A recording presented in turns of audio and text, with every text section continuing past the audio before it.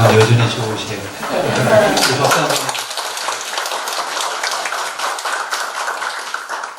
장로님 내용은 건강을 위해서 여러분 기도 좀 많이 해주시기 바랍니다. 임금 유배 수라상에 배추나물이 올라오는데 그날 임금이 얼마나 맛있게 먹었는지, 이 배추나물을 누가 했느냐 그랬더니 이 요리사가 했습니다. 그 요리사를 불러다가 야, 오늘 배추나물이 참 맛있었어. 그러니까 요리사가 하는 말이, 저는 시장에서 배추를 사온 것밖에 없습니다. 그러면 상인을 불러와라. 배추나물을 판 그 상인을 불러다가 오늘 내가 배추나물을 얼마나 맛있게 먹는지 모르겠다. 그러니까 이 상인이 하는 말이, 저는 농부한테 사온 것밖에 없습니다. 그럼 농부를 불러와라. 농부를 불러다가 오늘 내가 배추나물을 참 맛있게 먹었다. 그러니까 농부가 하는 말이, 저는 아무것도 한 게 없습니다. 하나님이 비를 주시고 햇빛을 주시고 농사를 지어서 저는 그 배추를 기른 것밖에는 아무것도 없습니다. 결국 우리가 산다라고 하는 건 뭘 보고 사는 것이냐? 어떻게 보면 근원이, 우리의 삶의 근원이 누구에게 있어요? 하나님 그분에게 있어요. 우리는 그 근원을 기억하면서 오늘 감사절을 지킬 수 있기를 바랍니다. 사실 우리가 감사절기 그러면 농사 지어서 처음 수확을 올리는 것, 이것 아니냐라고 그렇게 이야기하는데, 물론 애면상으로는 그렇습니다. 그러나 내면적으로 성경이 우리에게 말하고 싶은 것은 바로 뭐냐? 내 삶의 근원이 어디 있느냐? 내가 살고 있다라고 하는 삶의 근원에, 삶의 뿌리는 어디 있느냐? 그 얘기입니다. 우리의 삶의 뿌리는 하나님께 있습니다. 하나님이 은혜 베풀어 주셔서 오늘까지 우리가 살아갈 수 있는 것이지, 사실 우리는 한순간도 우리의 힘으로 살아갈 수 있는 것이 아무것도 없습니다. 다시 한번 우리가 추수감사절을 지키면서 농사를 지었네 안 지었네가 아니라 우리 삶의 근원이 하나님 앞에 있고, 주님 은혜 베풀어 주셔서 올 한 해도 이렇게 잘 살았습니다. 살고 있는 것 자체가 아버지의 은혜인 것을 감사합니다. 사실은 여기서부터 시작이 됩니다.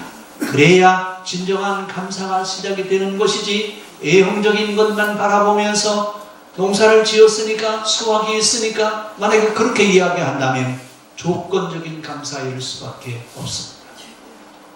성경은 조건적인 감사에 대한 얘기를 하는 것이 아니라 그리 아니하실지라도 감사합니다.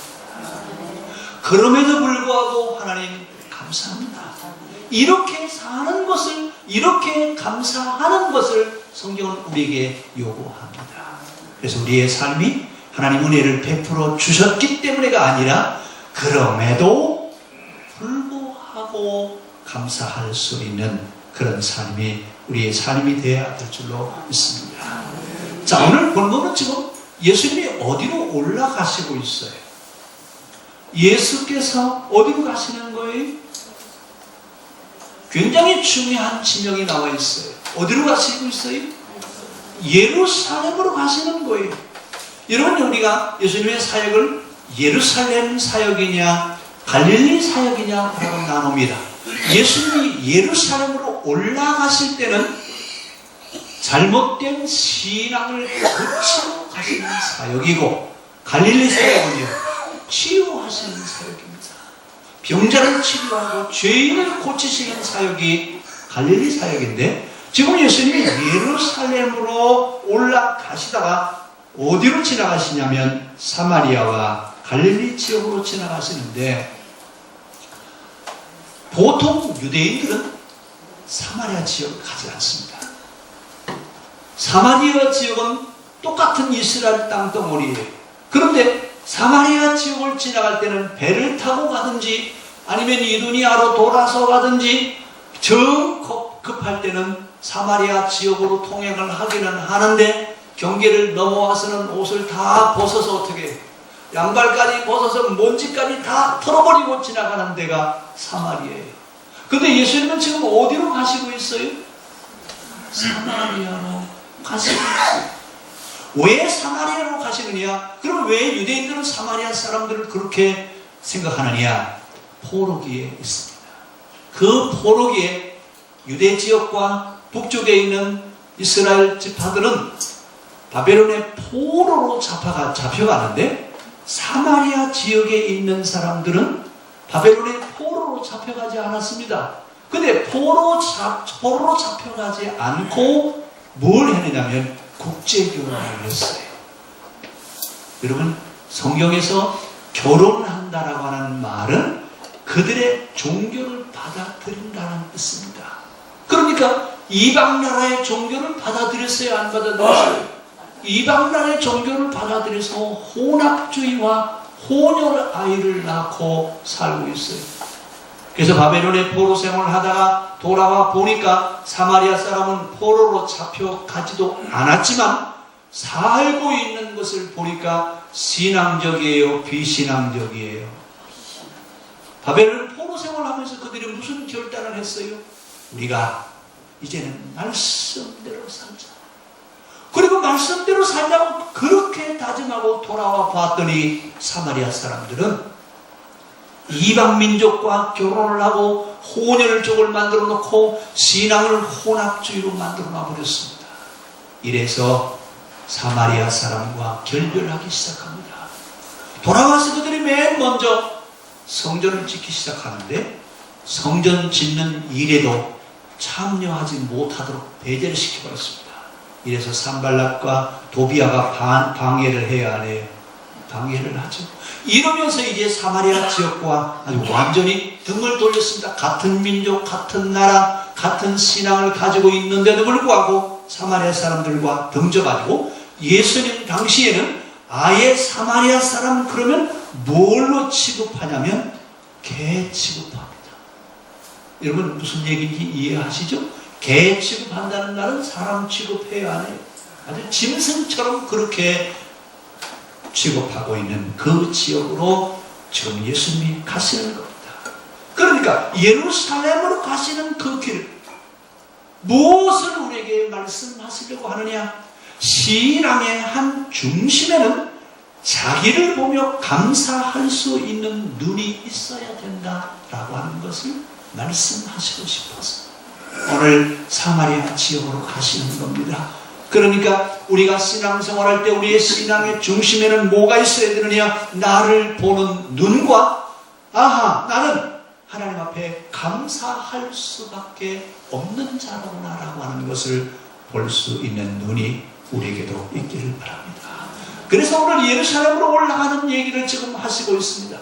예루살렘으로 올라가신다라고 하는 얘기, 중요한 의미를 우리에게 주고 있습니다. 신앙의 중심지로 가면서 사마리아와 갈릴리 지역으로 지나가시는데 유대인들은, 보통 유대인들은 이쪽 지역은 아예 가지도 않습니다. 같은 땅, 같은 민족, 같은 나라임에도 불구하고 이방인 취급합니다.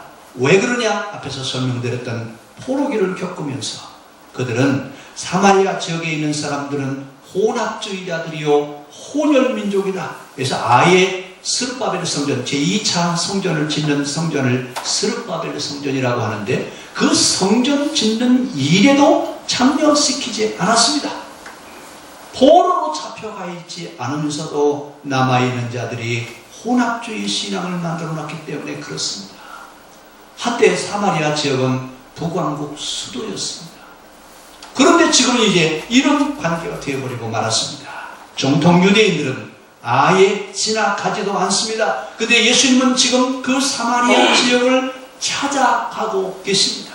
찾아간다라고 하는 이야기, 하나님 나라에는 차별이 있을 수 없다. 어떤 사람이든지 하나님 안에서는 모두가 다 동일한 하나님의 백성이지 차별받을 수 없다 그 말입니다. 이것을 지금 말씀하시면서 신앙 공동체는 어떤 사람이 들어와도 누가 와도 동일한 하나님의 사람이라고 하는 것을 우리에게 말씀하시고 있습니다. 근데 그 사마리아 지역으로 가는데 누구를 만나냐면 나병 환자 몇 명이 10사람의 나병 환자들이 같이 아마 모여 있었던 것 같아요. 근데 그 당시 나병 환자는 어떻게 취급하냐? 하나님으로부터 저주를 받아서 버림받은 자. 이래서 아예 마을에서 50m 이상 떨어져야 돼요. 그리고 볼 일이 있어서 마을에 들어오려면 사람들과 마주치면 50m 밖에서 나는 나병 환자요, 나병 환자요 소리를 질러야 돼요. 근데 그 나병 환자를 보는 사람은 돌로 그 사람을 때려야 하나님이 기뻐하신대. 이렇게 정말 천대를 받고 무시를 받은 하나님으로부터 사람들로부터 버림받았다고 하는 10사람의 나병 환자들이 예수님을 만난 겁니다. 근데 그들은 스스로 뭐라고 좀 생각하고 있어요? 우리는 버려진 자들이다. 우리는 하나님으로부터 저주를 받은 자들이다. 이러면서 정상인과는 관계할 수 없는 이런 삶을 살고 있는 그 사람들을 주님이 찾아가셨습니다. 왜 찾아가셨을까요? 이들은 버려진 사람들이 아니고 하나님이 저주한 사람들이 아니고 이들은 은혜를 받아야 될 사람들이다. 이래서 지금 찾아갔습니다. 오늘 우리 하나님은 지금도 우리에게 찾아오셔서 우리에게 은혜 베풀어 주시기를 원하십니다. 근데 이 10사람의 문둥이가 동시에 소리를 지릅니다. 뭐라고 소리 질러요? 다윗의 자손 예수여, 우리는 비록 버려진 자들일지라도 하나님 우리를 좀 불쌍히 여겨 주십시오. 사람들은 하나님으로부터 저주를 받았다고 우리를 이렇게 내팽겨 쳐놨는데 당신은 우리를 좀 우리에게 은혜를 베풀어 주시기를 원합니다. 예수님이 보실 때는 이 사람들이 잃어버린 한 마리 양과 같습니다. 그냥 버려두고 가면 이 사람들은 죽을 수밖에 없는, 버려진 자들이라고 인정받을 수밖에 없는 그런 사람들이었습니다. 예수님은 그들의 소리를 들으시고 의인을 부르러 오신 것이 아니라 죄인을 부르러 오신 주님은 그들의 소리를 들으시고 그들을 부르셨습니다. 그들을 부르시면서 뭐라고 말씀하세요? 이제 가서 제사장에게 내 몸을 보여줘라. 왜냐하면 레위기 13장에 보면 이런 병을 가진 사람은 제사장이 써주는 확인서가 없으면 정상인이 될 수가 없어요. 그러니까 제사장에게 찾아가서 확인을 하고 확인서를 받아가지고 가야 집에 가서 정상적인 생활을 할 수 있어요. 그래서 이 10명의 문둥병자들에게 제사장에게 가서 내 몸을 보이고 확인서를 받아가지고 내 집으로 돌아가라고 그랬어요. 그래서 10사람이 지금 제사장을 찾아가기 위해서 길을 걸어가다가 자기 몸을 확인하니까 어떻게 됐어요? 문둥병자예요? 아니, 다 나았어요. 아니, 세상에 어찌 이런 일이 있을까? 그러다가 10명의 문둥병자가 지금 제사장을 향하여 가다가 모두가 다 깨끗하게 치유를 받았습니다. 그런데 9사람은 제 방법대로 다 돌아갔고 한 사람이 뭐라고 얘기했냐면 내가 대제사장에게 가서 나중에 보여줘도 괜찮다. 나를 치료하신 그분을 내가 찾아가서 감사를 드려야 되겠다. 그리고 9사람은 제 방법대로 제 길로 다 돌아갔어요. 그리고 한 사람, 그 사람은 바로 누구냐면 사마리아 사람이었다고 했습니다. 사람들이 뭐라고 그래요? 저주받은 자, 버림받을 수밖에 없는 자, 개 같은 사람 이렇게 취급하는데 이 사람이 누구한테 왔다고요? 예수님 앞에 와서 엎드려서 뭐라고 말씀하세요? 개 같은 나를, 개 같은 나에게 은혜 베풀어 주셔서 감사합니다. 나 같은 것을 긍휼히 여겨주셔서 감사합니다. 그랬더니 예수님 뭐라고 그래요? 10사람이 다 나았지 않으냐? 9사람은 어디 가고 너만 아느냐? 그러고 물으셨습니다. 오늘 그러면서 그 사마리아 사람에게 예수님 뭐라고 선포하세요? 가라, 일어나 가라. 네 믿음이 너를 구원하였느니라. 여러분, 이 선포의 말씀은 우리들에게도 선포되어질 수 있기를 바랍니다. 10사람이 다 치유받았는데 그들은 다 어디 가느냐? 9사람은 어디 갔냐고 지금 물으십니다. 여러분, 은혜를 받았는데 은혜 받음을 망각해버리고 자기 생각대로 갔습니다. 오늘 우리가 신앙생활 하면서 은혜 받음을 잃어버리고 내 생각대로 살아갈 때가 너무나 많습니다. 은혜 받은 자인 것을 잊지 않으시기를 바랍니다. 은혜 받은 자인 것을 잊지 않고 그 은혜를 따라 살아갈 때 주님은 우리에게 뭐라고 선언하시냐면 내 믿음이 너를 구원하였다. 내 믿음이 너를 구원하였다고 주님 선언하십니다. 여러분, 바리새인들에게 이 말씀을 선언하시죠? 서기관에게 이 말씀을 선언하셨습니까? 대제사장에게 이 말씀을 선언하셨습니까? 아니에요. 유대 나라 사람들이 개 같은 사람이라고 취급하는 사마리아 사람에게 주님이 이 말씀을 선언하셨습니다. 무엇 때문에 그래요? 나를 보고 주님을 바라보니 감사할 수밖에, 감사할 것밖에 없구나. 이러면서 주님을 찾아와서 무릎을 꿇고 그는 감사했습니다. 우리가 살아가면서 은혜 받은 것을 망각하며 살아가지 않기를 바랍니다. 돌아간 9사람이 다른 사람이 아니라 때로 우리들이 그렇게 살 수 있습니다. 은혜를 받기는 받았는데 그 은혜를 감사하지 않고 당연하게 받아들인다, 그 얘기입니다. 마땅히 받아야 될 자인 것처럼 받게 되면 9사람과 같습니다. 오늘 우리는 은혜 받을 수 없는 자이지만 하나님 내게 나를 긍휼히 여겨주시고 내게 은혜를 베풀어 주셨음을 잊지 않고 감사하는 사마리아 사람이 될 수 있기를 바랍니다. 누가 감사했습니까? 어느 나라 사람이었습니까? 선민이라고 하는 사람이었습니까? 누가 감사했습니까?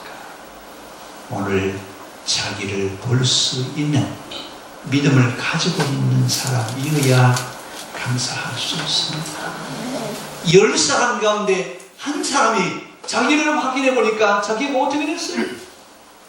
치료받았어요.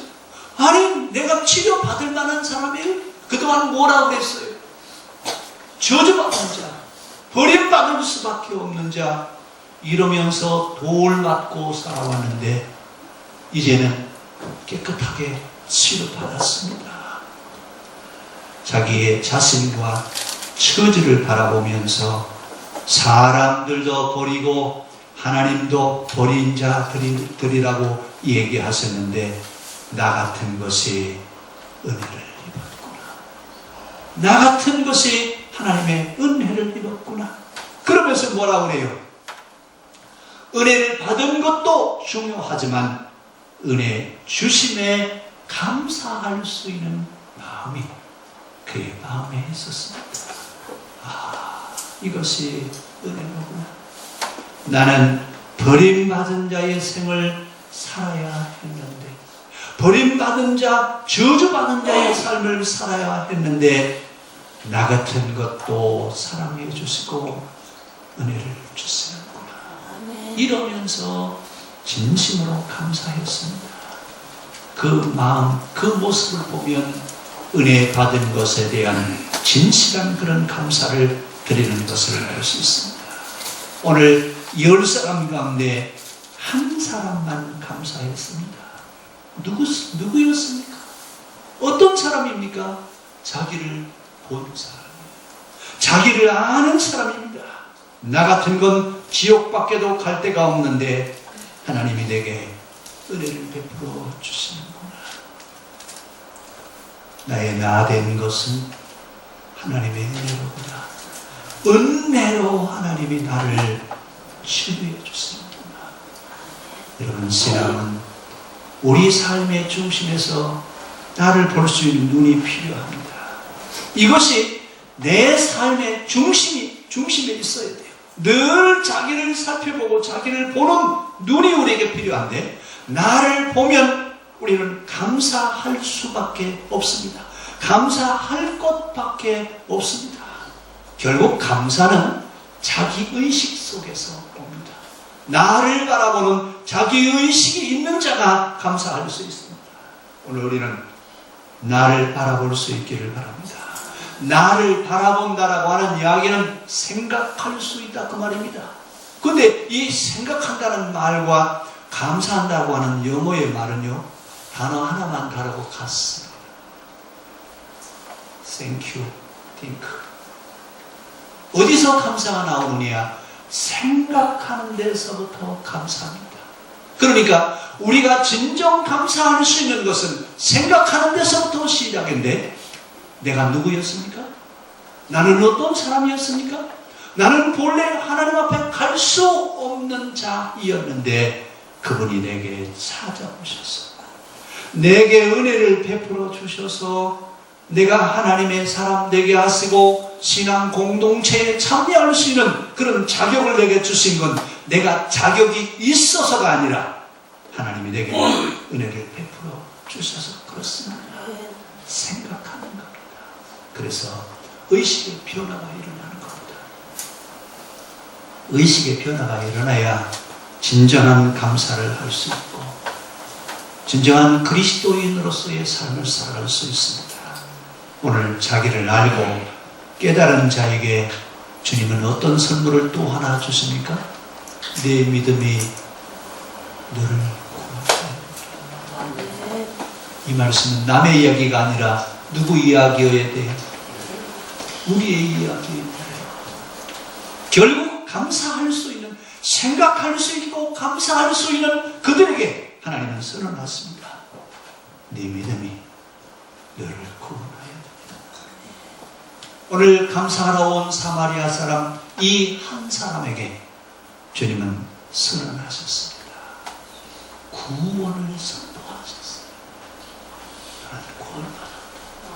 내 믿음이 너를 구원하였느니라 이러면서 그에게 구원을 선포하십니다. 오늘 우리가 감사절을 지키면서 진정 나를 바라보면서 감사할 수 있기를 바랍니다. 깨달은 자가, 감사하는 자가 하나님께 영광 돌릴 수 있습니다. 기도하겠습니다.